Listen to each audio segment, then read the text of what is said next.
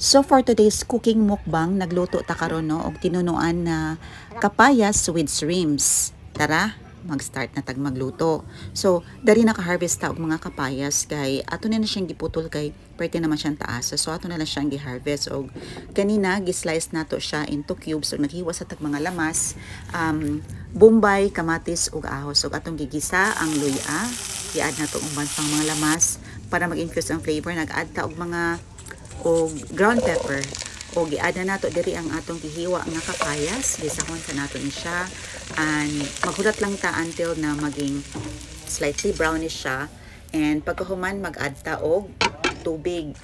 Ato lang ni siyang tabunan og kini gibutang na nato ang atong ikaduha nga gipuga nga tuno.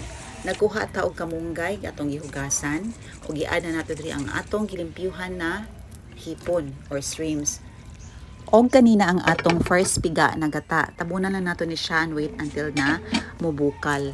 After a few minutes, i-add na nato ang atong gihimay na kamunggay. O kayon lang nato ni siya og mag-wait tag mga 10 seconds o pwede naton siyang i-serve og haunon. Tara, mga ona ta.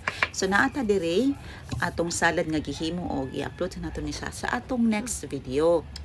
Gitalawan nato niya og nagpaglaway na ako karon kay gigutom ko kay kini nga video adto man ni siyang isang adlaw.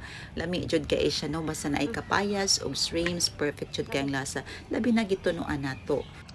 So kani nga sudan makagubwa gini siya sa atong diet kay labi man jud kay sa nga tananing hipon bisag unsaon gyud naton og likay, pero maka extra rice gyud ta. Patinay-hinay lang gyud ta no kay unsaon na lang ang atong diet ani.